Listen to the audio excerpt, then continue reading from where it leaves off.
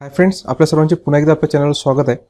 मित्रांनो, रोज सकाळचा हा 7 वाजताचा लेक्चर ज्याच्यामध्ये आपण दैनंदिन वृत्तपत्रातून महत्त्वाच्या बातम्यावरून चालू घडामोडीचे प्रश्न, त्यांचे पर्याय आणि स्पष्टीकरण या स्वरूपात आपण डिस्कशन घेत असतो. आणि आजचा हा लेक्चर फार स्पेशल असणार आहे, कारण आजच्या लेक्चरमध्ये आपण जो अर्थसंकल्प काल सादर झाला आहे त्याचा आपण आढावा घेणार आहोत. आणि त्या अर्थसंकल्पावर आधारित 70 पॉईंट आपण इथं तयार केले आहे, म्हणजे 70 प्रश्न त्याच्यावर तयार होऊ शकतात आणि त्यांचं आपण डिटेल स्पष्टीकरण सुद्धा देण्याचा प्रयत्न केला आहे. तर आजच्या या लेक्चरची जी PDF आहे ती सगळ्यांना आपण मोफत देणार आहोत. आपलं टेलिग्राम चॅनल आहे ज्याचं नाव आहे SM गायडन्स पॉईंट. तुम्ही टेलिग्रामवर जाऊन सर्च करा किंवा कमेंट बॉक्समध्ये मी ती पिन करून देतो. तिथे जाऊन तुम्ही ही PDF free of cost download करू शकता आणि तुम्हाला दररोज अशा PDF, दररोज वृत्तपत्रातील अशा बातम्यांच्या चालू घडामोडीच्या PDF प्राप्त करायचे असतील तर खाली मोबाईल नंबर स्क्रोल होत आहे, त्याच्यावर कॉन्टॅक्ट करून तुम्ही जॉईन करू शकता. त्याची नाममात्र फी ठेवण्यात आली 30 रुपये प्रति महिना. फक्त आजची PDF तुम्हाला फ्री आहे, परंतु महिनाभर दररोज अशा PDF तुम्हाला प्राप्त करायचे असतील तर त्याची फीस राहील 30 रुपये प्रति महिना. तर वेळ न करता आपण अर्थसंकल्प जो काल सादर झाला त्याचा आढावा घेऊया. तुम्ही जर प्रथमच आपल्या चॅनलवर आला असाल तर चॅनलला सबस्क्राईब करून घ्या, बेल आयकॉनवर क्लिक करा जेणेकरून येणाऱ्या व्हिडिओ नोटिफिकेशन तुम्हाला भेटत नाही. आणि मित्रांनो, व्हिडिओला लाईक करणे विसरू नका, शेअर सुद्धा करत चला. मित्रांनो, भारताचं सगळ्यात मोठं ऑनलाईन लर्निंग प्लॅटफॉर्म अनअकॅडमी आता MP साठी अवेलेबल झाला आहे. या ठिकाणी बरेचसे प्लस फीचर्स अवेलेबल आहे ज्याचा फायदा तुम्ही घेऊ शकता. सर्व स्क्रीनवर तुम्हाला दिसत आहे. आणि हा कोर्स जॉईन करताना तुम्ही जर कोड यूज केला SOHEL1010 तर तुम्हाला भरपूर डिस्काउंट सुद्धा भेटून जाईल. प्रश्न क्रमांक 13, संविधानाच्या कोणत्या कलमाद्वारे अर्थसंकल्पाला वार्षिक वित्तीय विवरण AFS म्हणजे याचा फुल फॉर्म काय असतो, AFS चा अॅन्युअल फायनान्शियल स्टेटमेंट, AFS म्हणून त्याला गृहीत धरलं जाते आणि त्याचं मराठीत काय होतं, वार्षिक वित्तीय विवरण. तर कोणत्या कलमाद्वारे याला हा नाव प्राप्त झाला आहे, ते कलम आहे कलम 112. बेसिक आहे, माहीत असू द्या. आपण अर्थसंकल्पनात कोणत्या योजना आल्या त्या पाठ करत बसतो, त्या माहिती घेत बसतो, परंतु बेसिक गोष्टीकडे दुर्लक्ष करतो आणि एक्झाममध्ये नेमकं तेच विचारलं जाते. तर अर्थसंकल्प आणि घटनात्मक तरतुदी. केंद्रीय अर्थसंकल्प हा शाश्वत वाढ आणि विकासासाठी सरकारद्वारे स्वीकारल्या जाणाऱ्या भविष्यातील धोरणांची रूपरेषा तयार करण्यासाठी सादर केलेला उत्पन्न आणि खर्चाचा अंदाज लावणारा वार्षिक आर्थिक अहवाल आहे. भारतीय संविधानाच्या कलम 112 नुसार एका वर्षाच्या केंद्रीय अर्थसंकल्पाला वार्षिक वित्तीय विवरण म्हणजे AFS अॅन्युअल फायनान्शियल स्टेटमेंट असं संबोधलं जाते. हे एका आर्थिक वर्षातील सरकारच्या अंदाजे प्राप्ती आणि खर्चाचे विवरण आहे, जे चालू वर्षाच्या 1 एप्रिल रोजी सुरू होते आणि पुढील वर्षाच्या 31 मार्च रोजी संपते. अर्थ मंत्रालयातील आर्थिक व्यवहार विभागाचा अर्थसंकल्प विभाग हा अर्थसंकल्प तयार करण्यासाठी जबाबदार असलेली नोडल संस्था आहे. स्वतंत्र भारताचा पहिला अर्थसंकल्प हा 1947 मध्ये सादर करण्यात आला होता. नेक्स्ट क्वेश्चन, प्रश्न क्रमांक 14, भारताचा आर्थिक विकास दर किती टक्के राहील असा अंदाज अर्थसंकल्पात वर्तविण्यात आला. तर भारताचा जो आर्थिक विकास दर आहे तो 9.2% राहील असा अंदाज या अर्थसंकल्पात मांडण्यात आलेला आहे. आणि 14 क्षेत्रांमध्ये उत्पादन संलग्न प्रोत्साहन योजनेअंतर्गत 60 लाख नवीन रोजगार निर्माण होणार आहेत अशी आशा वर्तवण्यात आली आहे. आणि उत्पादन संलग्न प्रोत्साहन PLI योजनेमध्ये 30 लाख कोटी रुपये मूल्याचे अतिरिक्त उत्पादन वाढण्याची क्षमता आहे असं याच्यात सांगण्यात आलं आहे.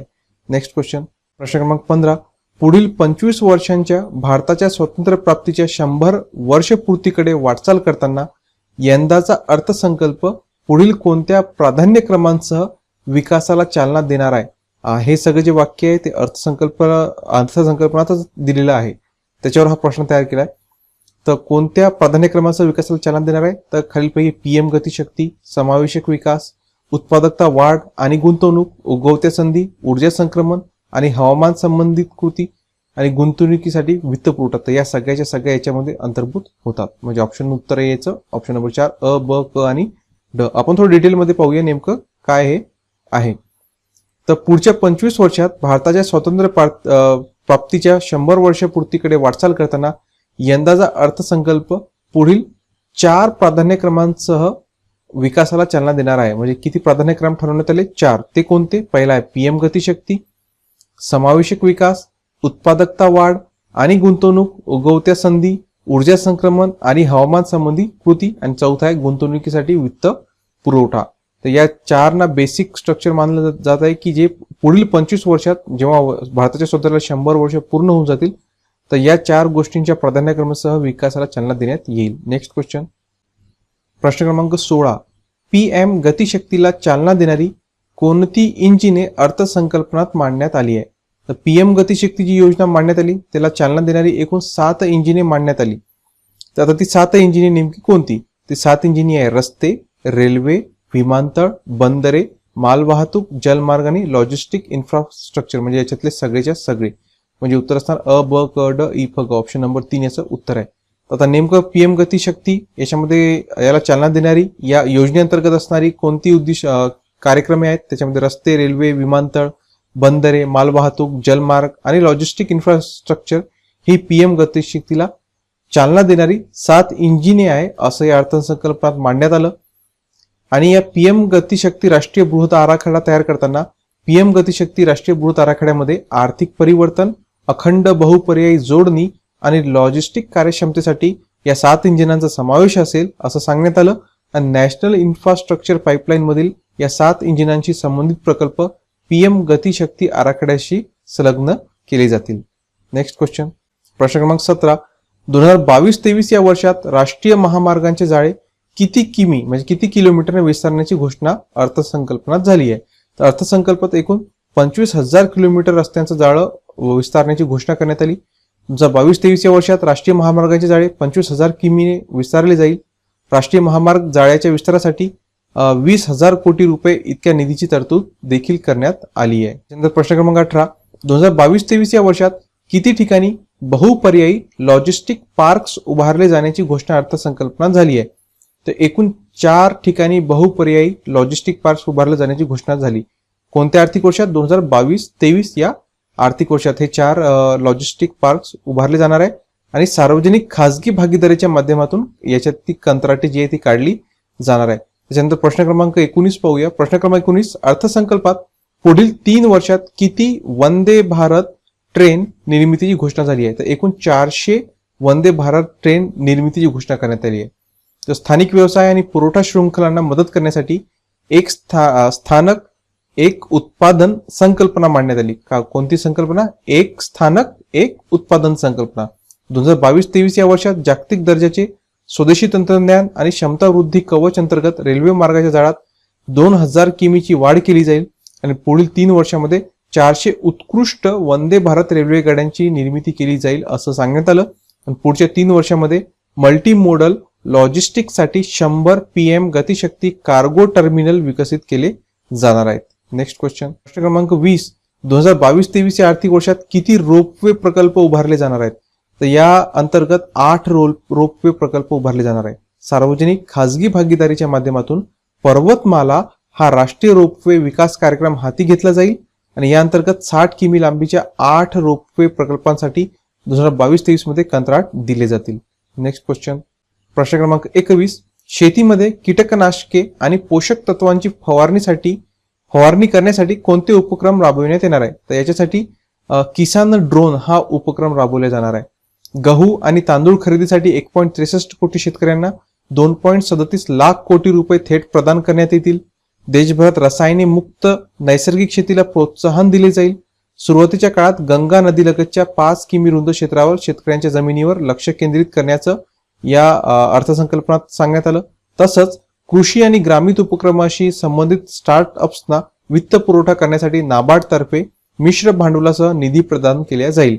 आणि पीक मूल्यांकन, जमिनीच्या नोंदीचे डिजिटायझेशन, कीटकनाशके आणि पोषक तत्वांची फवारणीसाठी किसान ड्रोन हा प्रकल्प राबवला जाणार आहे. उत्तर काय असणार आहे? किसान ड्रोन. नेक्स्ट क्वेश्चन, प्रश्न क्रमांक 22. अर्थसंकल्पात कोणत्या नदीजोड प्रकल्पाची घोषणा झाली आहे? तर अर्थसंकल्पनामध्ये केन बेतवा हा नदीजोड प्रकल्प अंमलबजावणीसाठी जवळपास 1400 कोटी रुपयाची तरतूद करण्यात आली. कोणता नदीजोड प्रकल्प? केन बेतवा. केन बेतवा लिंक प्रकल्पाद्वारे शेतकऱ्यांच्या 9.8 लाख हेक्टर जमिनीला सिंचनाचा लाभ मिळणार आहे. आणि यामध्ये निर्मला सीतारामन यांनी 5 नदीजोड प्रकल्पाबाबत मोठी घोषणा केली. 5 नदीजोड प्रकल्पाची ब्लू प्रिंट तयार करण्यात आली आहे. आणि नदीजोड प्रकल्पांमधील 5 प्रकल्प हे खूप महत्वाचे असून त्यांचे काम सुरू होण्याची शक्यता आहे. दमनगंगा पिंजाळ, पार तापी नर्मदा, गोदावरी कृष्णा, कृष्णा पेन्नार आणि पेन्नार कावेरी या 5 नदीजोड प्रकल्पांच्या डीपीआरचा मसुदा अंतिम करण्यात आला आहे. संबंधित राज्यांमधील लाभार्थ्यांमध्ये सहमती झाली की केंद्राकडून पाठबळ पुरवले जाईल अशी घोषणा अर्थमंत्री निर्मला सीतारामन यांनी केली. नदीजोड प्रकल्पाची संकल्पना कोणी मांडली होती? तर सर्वप्रथम ब्रिटिश अभियंता ऑर्थर कॉटन यांनी मांडली होती आणि 1935 मध्ये सर विश्वेश्वरैया यांनी या प्रकल्पाला दुजोरा दिला होता. Next question. अनअकॅडमी तर्फे बऱ्याचशा बॅचेस सुद्धा लॉन्च झाले आहे, ज्याच्यामध्ये 27 जानेवारी पासून स्टार्ट होत आहे fast track batch for combine prelims exam 2021 batch number 8. Mentors तुम्हाला स्क्रीनवर दिसत आहे आणि लिंक डिस्क्रिप्शन मध्ये दिली आहे. आणि 2 फेब्रुवारी पासून स्टार्ट होत आहे comprehensive batch for Rajyaseva mains exam batch number 6. याची सुद्धा मेंटर स्क्रीनवर आहे आणि लिंक डिस्क्रिप्शन मध्ये दिलेली आहे. एमपीसीचा पूर्ण शेड्यूल मित्रांनो डिक्लेअर झाला आहे. या सगळ्या परीक्षांची तयारी तुम्ही अनअकॅडमीवर करू शकता. तर आज अनअकॅडमी ऍप हे जॉईन करा आणि आपली एमपीसीची जागा एक पक्की करा. प्रश्न क्रमांक 23. सूक्ष्म लघु आणि मध्यम उद्योग क्षेत्रासाठी कोणत्या घोषणा करण्यात आल्या? तर याच्यामध्ये घोषणा करण्यात आल्या उद्यम, ई श्रम, एनसीएस आणि ASEEM पोर्टल परस्परांशी जोडले जातील. त्याच्यानंतर 130 लाख MSME ना आपत्कालीन पत हमी योजनेअंतर्गत म्हणजे ECLGS अंतर्गत अतिरिक्त पतपुरवठा करण्यात येईल. आपत्कालीन पत हमी योजनेला मार्च 2023 पर्यंत मुदतवाढ देण्यात आली आहे आणि आपत्कालीन पत हमी योजनेअंतर्गत हमी सुरक्षा 50,000 कोटी रुपयांना वाढून एकूण 5 लाख कोटी रुपये केली जाईल. म्हणजे याच्यातील सगळ्या तरतुदींची घोषणा करण्यात आली. म्हणजे उत्तर राहील अ, ब, क, ड. आणि याच्याशिवाय अजून काही तरतुदी यासाठी घोषित करण्यात आल्या, त्या सुद्धा आपण पाहून घेऊ. तर त्या अंतर्गत अजून बघा आहे सूक्ष्म आणि लघु उद्योगांसाठी असलेल्या पत हमी ट्रस्ट अंतर्गत सूक्ष्म आणि लघु उद्योगांसाठी 2 लाख कोटी रुपये अतिरिक्त पतपुरवठा सुलभ केला जाईल. 6,000 कोटी रुपयांच्या खर्चासह MSME ची कामगिरी वाढवणे आणि वेगवान करणे अशी तरतूद त्याच्यामध्ये सांगण्यात आली आहे. नेक्स्ट क्वेश्चन बघा. त्याच्यानंतर प्रश्न क्रमांक 24. नागरिकांना ऑनलाईन प्रशिक्षणाद्वारे कौशल्य पुन्हा मिळवण्यासाठी किंवा वाढवण्यासाठी कोणते पोर्टल सुरू करण्यात येणार आहे? तर यासाठी एक पोर्टल सुरू करण्यात येणार आहे, त्याचं नाव आहे देश स्टॅक ई पोर्टल. देश stack E portal digital ecosystem for skilling and livelihood असं याचं फुल फॉर्म असणार आहे.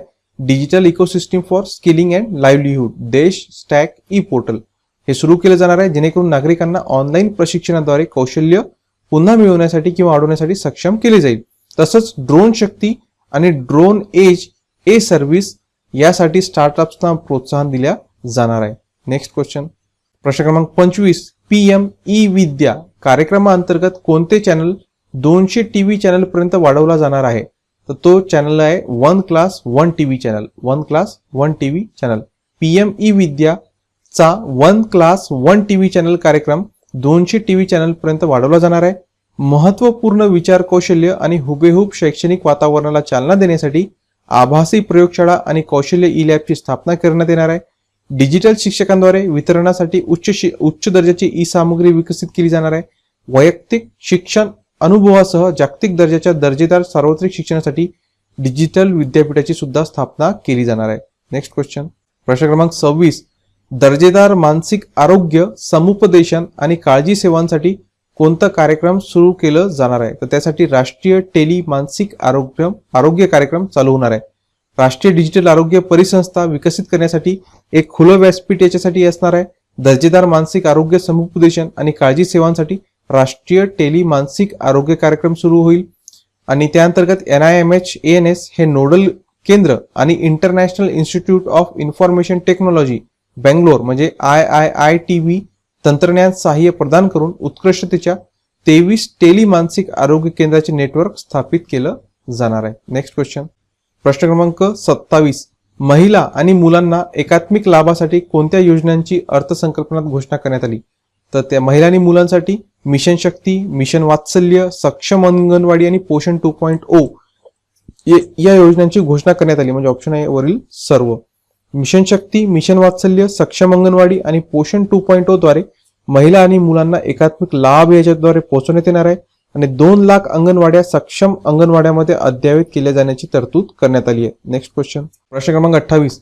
प्रत्येक घरी नळाद्वारे पाणी पुरवठ्यासाठी कोणती योजना राबवली जाणार आहे? तर प्रत्येक घरी नळाद्वारे पाणी पुरवठ्यासाठी हर घर नल से जल ही योजना राबवली जाणार आहे. आणि या योजनेअंतर्गत 2022-23 मध्ये 3.8 कोटी कुटुंबांना पाणी पुरवठा करण्यासाठी 60,000 कोटी रुपयांची तरतूद केली गेली आहे. आणि PM आवास योजनेअंतर्गत 2022-23 मध्ये 80 लाख घरे पूर्ण करण्यासाठी 48,000 कोटी रुपयांची या बजेटमध्ये तरतूद करण्यात आली आहे. Next question. यानंतर मित्रांनो हे तर झाले 28 प्रश्न तयार केले. या प्रकारचे आपण एकूण 70 मुद्दे तयार केले आहे या पूर्ण बजेटचा अभ्यास करून, आणि हे 70ही मुद्दे एक्झामच्या दृष्टिकोनातून फार महत्वाचे आहे. तर हा व्हिडिओ फार लांब लचक होऊन जाईल. तुम्ही काय करा, तुम्ही ही सगळी जी पीडीएफ आहे, सगळा जो बजेटचा जो एक्झामच्या दृष्टिकोनातून महत्वाचे पॉईंट आहेत, ही सगळी पीडीएफ मी आपल्या टेलिग्राम चॅनलवर टाकली आहे. तुम्ही तिथं जाऊन free of cost he download करू शकता. आणि दैनंदिन लेक्चरच्या तुम्हाला अशा पीडीएफ ज्या एक्झामच्या दृष्टीने फार महत्वाच्या पाहिजे असतील तर खाली मोबाईल नंबर दिसत आहे, त्याच्यावर कॉन्टॅक्ट करून तुम्ही नाममात्र 30 रुपये प्रति महिना फीस पेड करून दररोज या पीडीएफ प्राप्त करू शकता. तर आपण इथं व्हिडिओ थांबूया. याचा फक्त आपले जवळपास 28 क्वेश्चनच झाले. असे 70 क्वेश्चन याच्यात 70 मुद्दे दिलेले आहेत. तुम्ही त्या पीडीएफ मधून सगळे घेऊ शकता. तर आजचा व्हिडिओ आपण इथे थांबूया. मित्रांनो, व्हिडिओ आवडला असेल लाईक करा, मित्रांनो शेअर करा, चॅनल सबस्क्राईब केलं असेल तर सबस्क्राईब सुद्धा करून घ्या. धन्यवाद. अकॅडमीवर जर तुम्ही आजच सबस्क्रिप्शन घेतलं तर तुम्हाला या ठिकाणी 10% डिस्काउंट सुद्धा भेटून जाईल. आणि डिस्काउंटसाठी तुम्हाला कोड यूज करावा लागेल SOHEL1010. हा कोड यूज करून तुम्हाला इथे 10% डिस्काउंट प्राप्त होऊ शकतो. सगळ्या किमती तुम्हाला स्क्रीनवर दिसत आहे. तर आजच अनअकॅडमी जॉईन करा आणि आपल्या स्पर्धा परीक्षेच्या तयारीला लागा.